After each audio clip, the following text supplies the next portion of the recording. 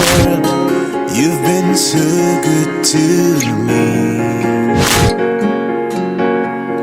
My life, I give it all to you. You're welcome to this edition of Trending Issues, where we discuss issues that are making headline newspapers, media houses, and also in society generally. But today we want to focus a little bit on the church, so we can be able to understand the move of God now, the dispensation that we are in at the moment. And to join me in this discussion, which is very, very important on trending issues, is my very close friend, Pastor Solomon Dirisu. He is the lead pastor of Grace Covenant Mission International. And if you go through, you scroll down, you see his Facebook details and also his Twitter handle. Please, you're welcome. It's my pleasure. I also have Alika Benjamin, who happens to be a lawyer and a prophet of God, and a leadership consultant. Is the Dean Royal Academy of Citizenship. You're welcome. Thank you. A pleasure. Now we want to, like I said before, these trending issues, we want to again begin to look at, because look at what's going on now. There are quite a number of people who seems confused, seems worried. Some are even saying, is it that God has gone asleep with the issues of the virus and the churches being closed down? Is it because our sins are much, or is it because God is only tired of the human race? So we want to today look a little bit at the church issue, and so we can provide not only two-way solutions and also information will be enlightened, so you don't need to, like Jesus said, let not your heart be troubled. And so gentlemen, as a way of beginning this program now, is God asleep? Has God abandoned the church, or is he tired of the human race? This whole virus issue and confusion everywhere. Great pleasure to be part of this discussion. Firstly, I want to narrow down my own contribution to this trending issue because the question you're asking just like the state of the church. I want us to understand that the church in Africa needs to define what church is to them. The reason I'm saying that is this. Over time, a lot of people just think that church is the physical building. Yeah. So people need to gather in that physical building, congregate every Sunday, Wednesday, and every day that they need to gather to actually worship God. That's right. They have actually forgotten that before this pandemic, there has been a voice that people refuse to answer. A lot of people are sounding the prophetic voice of the dispensation we find ourselves, but fortunately nobody was interested. So not everybody in the recess of it was caught unawares. Yes. A few people were ready because a voice was given to this generation in this dispensation. A lot of people were not interested. All people were doing was to play church and allow religion to take over their lives. And so when this shutdown came, when the pandemic came, when the storm came, we were prepared. Yeah. Just as the scripture says, in the days of Noah, God gave a long time, more than 20 years. Yeah. And it was sounding that the Spirit was ministering to them, but nobody was interested. Only 8 people were saved. So God has given signs over time about wars to come. People were not interested, so he had to create opportunity to take their time, take everything that was keeping them busy so that he can show himself to them as God. Okay. This is what I see. For proceed, let me also ask the same question, let me just say it now, that which means God was not actually asleep, we were not taken unaware. That introduction I think is quite very helpful for us. Let me look at it from 2 perspectives right now in addressing this question. First, God cannot be asleep, because the Bible tells us that he neither sleeps nor slumber. God is eternal. God is the supreme and the sovereign God of the universe. He rules in the affairs of men. He governs the nations. He's the all-knowing. He's the omnipotent. And nothing could take God unawares. I think the reverse is the issue. I think the church is the one unaware and taken unawares, like he said, ill-prepared for the move of God at this time. Now, because fundamentally, there are a lot of reasons for our ill-preparedness and the situation we find ourselves right now. But let's take one of them. Purpose is always very fundamental in everything that we do in life. Identity is also very vital, very key to defining not just what we're about, but where we're going, where we're coming from. If you look at the children of Israel that represented the former church before the true church emerged, there was a call upon Abraham. There was a prophetic destiny of a generation that will emerge out of his loins. There was God's plan and purposes for Israel as a nation. When Christ came to the earth to lay down the foundation for the move of the kingdom of God upon the earth, he called the church and he gave the church a mandate, just like God gave mandate to man from the beginning. So the question is, like you were saying, who is church? What is church? What is God's plan and purposes for the church? Now we also understand that, like in the life of Abraham, church or Christianity was supposed to have been a journey of progressive and prophetic destiny. In other words, it was not a happenstance. It is not a call or a project that was meant to be an event. No, it was supposed to be a dynamic unfolding, spiritual house.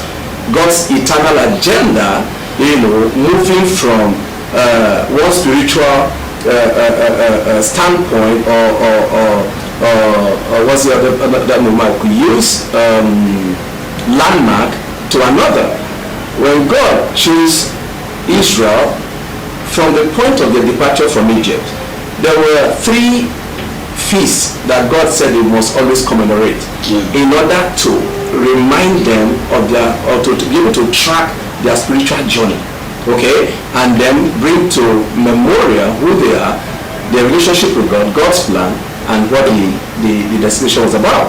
So they started from Passover to Pentecost and then to Tabernacle, right? Okay, and that's what was typified of the structure of the temple. So the journey started from Egypt, and there was a Passover that brought them out of Egypt, and their being in Egypt was pre-planned because they were people of prophetic destiny. So there was a plan of God before that time. So the event that orchestrated their departure out of Egypt was already planned by God. 400 years you'll be there. At the end of 400 years, I will send a prophet to you, and then you will depart from there. Now, there were events and operations and demands and principles, right, that took place in the context of their migration out of Egypt. And in the wilderness, there was also an operation, there was also principles, there was also demands, there was also the basis that we could engage with them, okay?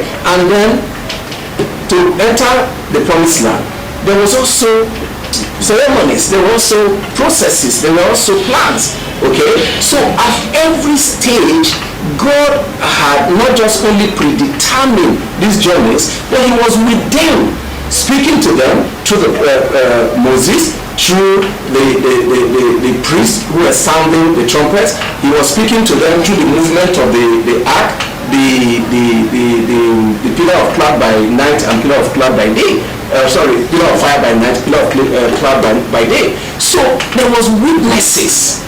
He said, I will never leave you nor forsake you. So the issue, therefore, we should be asking is that, so what happened to the church? Christ said, I will never leave you nor forsake you. I will be with you always. And for generation, he sent prophets. Okay. So that's the point.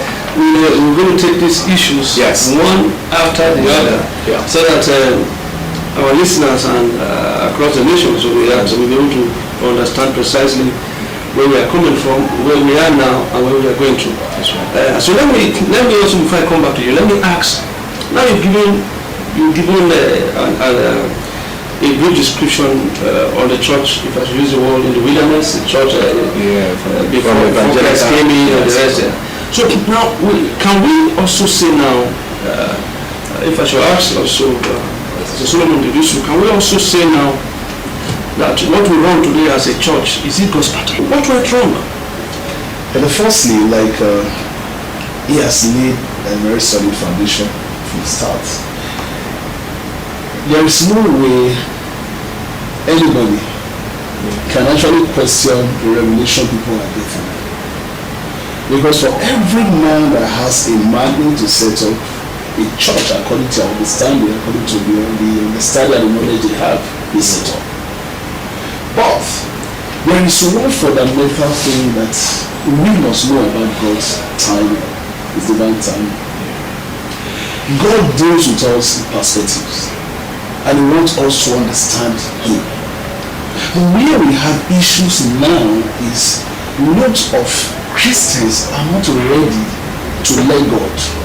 Starting from the first statement I made, before this meeting started, I would say to you, if we look at Africa, where are we coming from?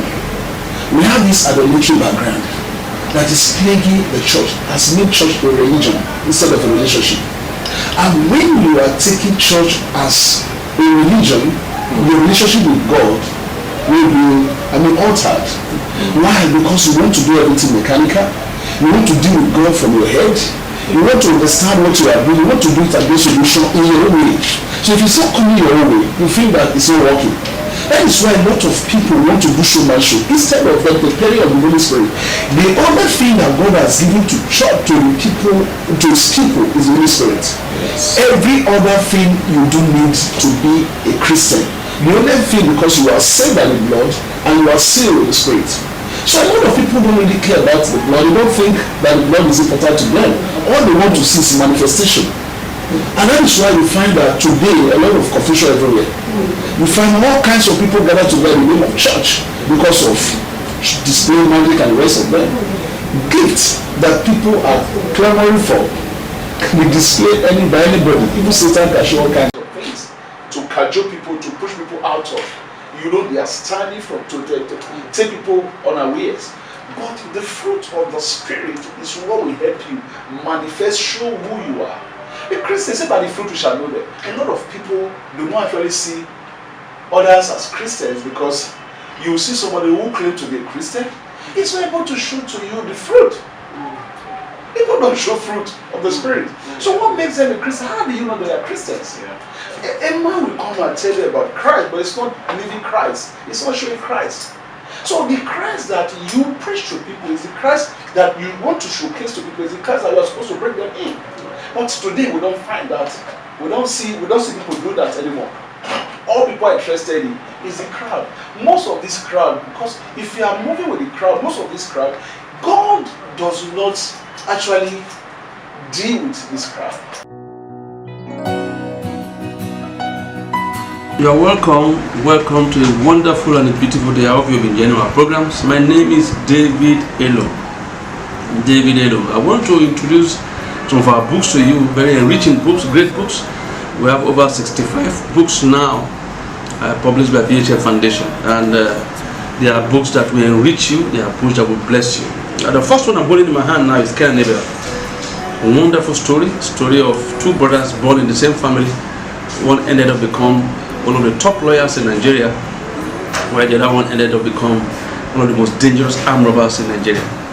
Two brothers, the same family, but two separate lives. Just read the story and see how it ends. We also have the power of the spoken word. We have from Israel to Jacob. We have when the dead won't stop sinning. We also have 60 seconds to midnight. We have touching the hem of his garment. We also have created for a purpose.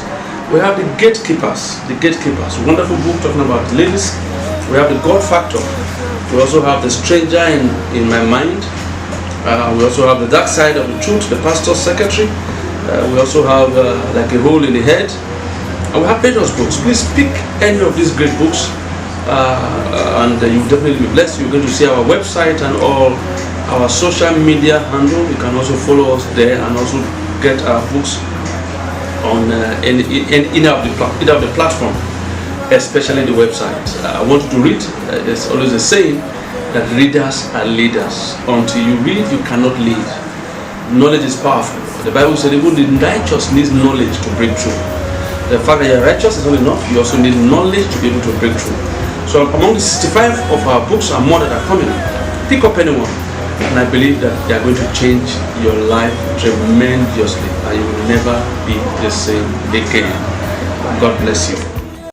Welcome back from that short break that we went. This is Trending Issues, where we discuss issues that are making the headlines and issues that are getting people to be agitated and also confused.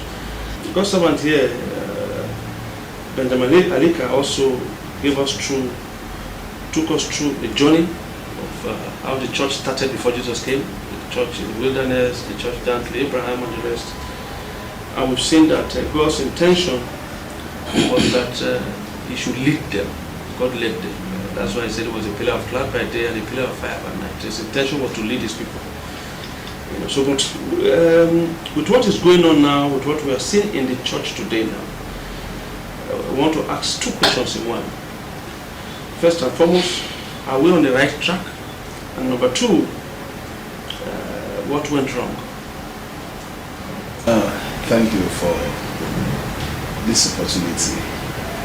When we talk about the right track, I know that the only track that can be right is the leading of the Holy Spirit.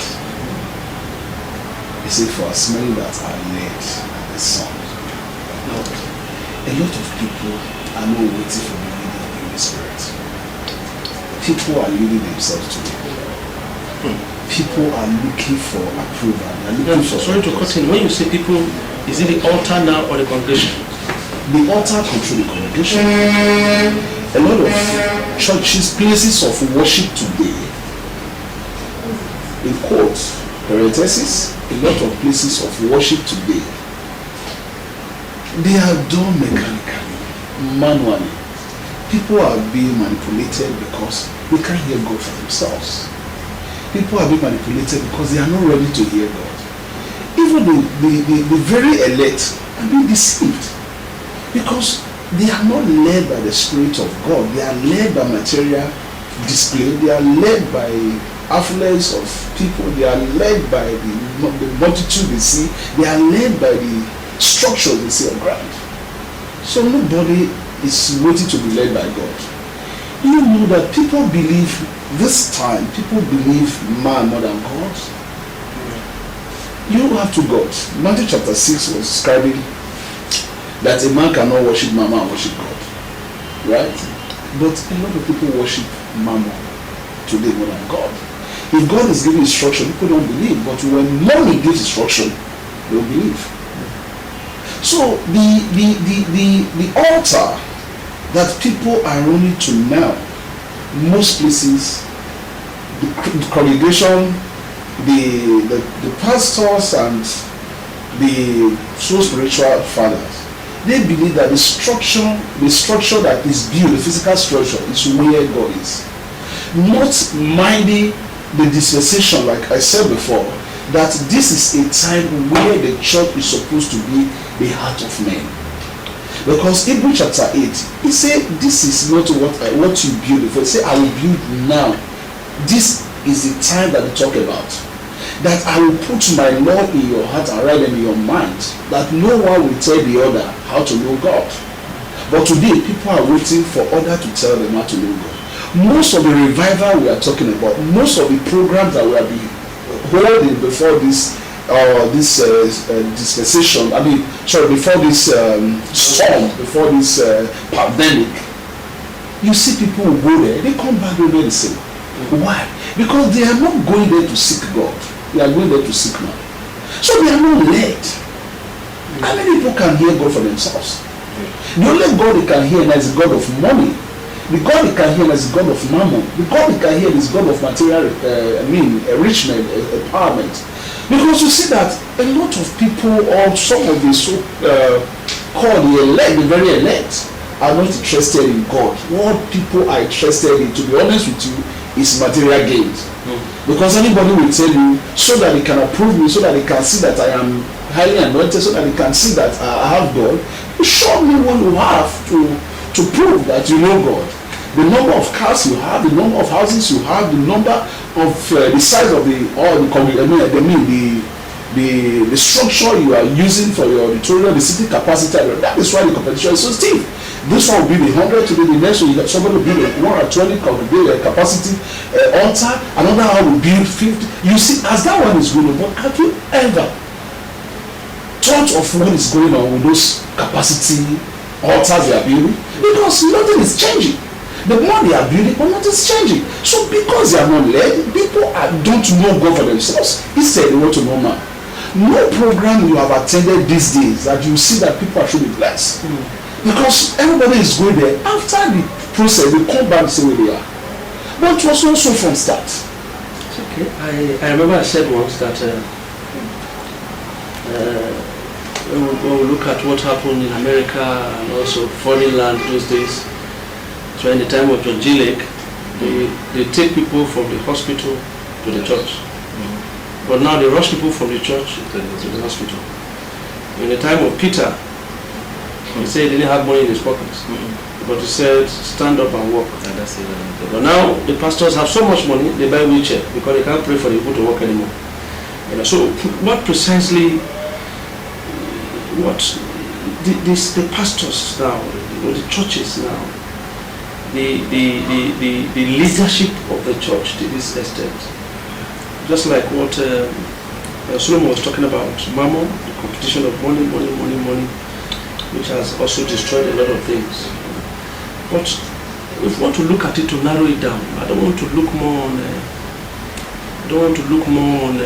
the fake ones. We have a lot of fake pastors, fake churches. I'm not talking about that. Somebody said once that you don't have much native doctors anymore because the native doctors are now pastors. They just buy suits, buy a chair and table and rent hall. They are already in business. So, but for the sake of those people in the congregation, sake of those people who actually desire to serve God, what can we do now, the next generation of leaders? Because if we want to talk about what is going wrong, people know exactly what is going wrong. But this dispensation that we are now, and how do we begin to get it right? That presents for me? Yeah. Please permit me to try to go back to this question again. Okay. And then definitely we'll deal with this. I think it's very vital that we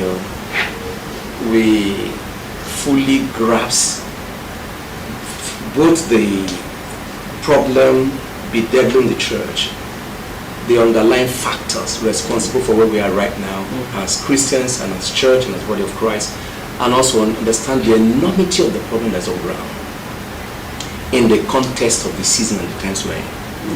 Now, a lot can be said, but let me streamline to about 2, 3, 4 issues that I believe if we do not address them, if we do not open them up, we're still going to continue to go around in circles. Because that going around in circles is not what the next generation need now. If you look at the church the last 30 years, without doubt, okay, let me step aside first. I want to make a point for the sake of this program. The true church is intact. The real church is intact. Christ said, I will build my church, the gates of hell will not prevail. We cannot underestimate the power of Christ's word and his ability to deliver on his promise. That's right. Now, again, if I may go back to the children of Israel in the wilderness, the plan of God was the promised land. And we know that majority of that generation that came out of Egypt ended up in the wilderness, right? Yeah. But it didn't stop the move of God. It didn't. Right? God said that we will not even say without a witness. So there was yet a group, 2 of them, who belonged to that generation, who God had preserved to lead the next generation to the ultimate plan of God. So now the last 15, 20 years, let me say 15 years that I know, God had begun to speak clearly and loudly God had begun to raise for himself a new generation of leaders, remnants. And today I can say that a lot of progress has been made. If you look at, in the midst of all of this confusion and despair and chaos, you can hear distant voices of certain members of the church, men and women, and most of them were actually brought out of the church, the mainstream church as we call it, the organizational church. And God has been mentoring many of them on the sideline, in the wilderness, preparing them for a time such as this. You will see them, their mark is the power of truth that they command, the presence of God that they carry, the authority that proceeds out of this generation. You will hear them distantly, and you see their passion for the kingdom, their level of understanding. So with that, I can assure us that God has not truly abandoned his project, and the move of God is not lost. And if you go back to the prophets, Isaiah, Jeremiah, they spoke of the times.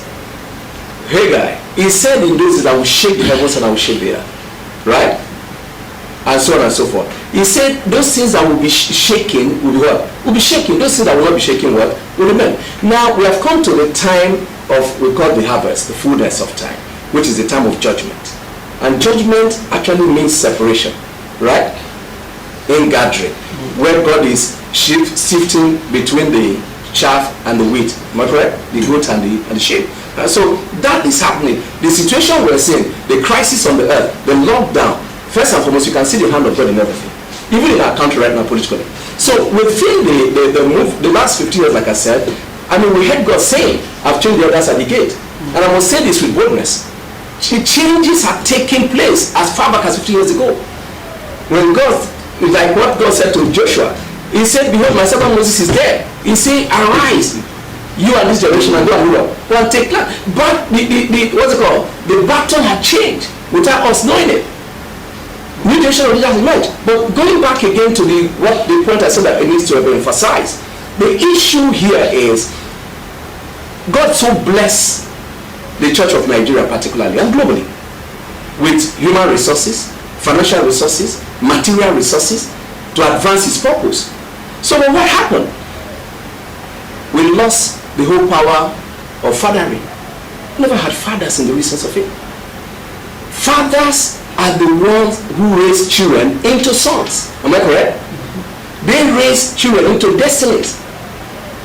Family is a place of nurture. Family is a place of commonwealth. Family is a place of inheritance. It's a place of birthright. We saw that in the transition between Jacob and his 12 sons. Right? So now the issue of the conflict between who are fathers and who are hirelings, much of what we have the last 20 years are more of hirelings as leaders of the church, whose emphasis was what to gain, transactionalism, right?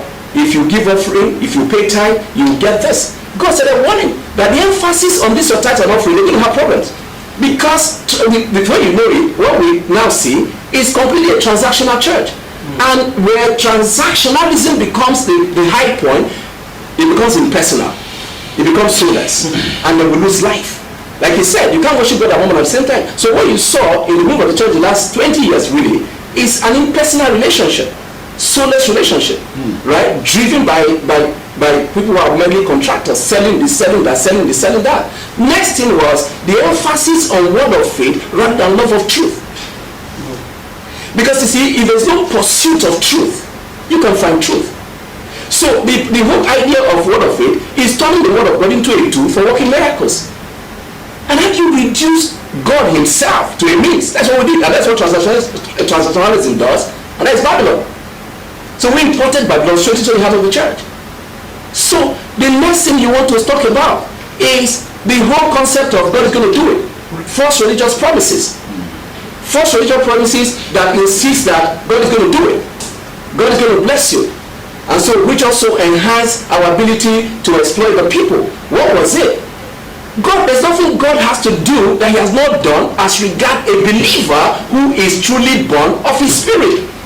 Because if we're children of God and we're sons of God, then we are inheritors of everything that our Father has. He said he has blessed us with all spiritual blessings in heavenly places. Now what does that do to us? Two things. First is that we kept praying for blessings when we're meant to be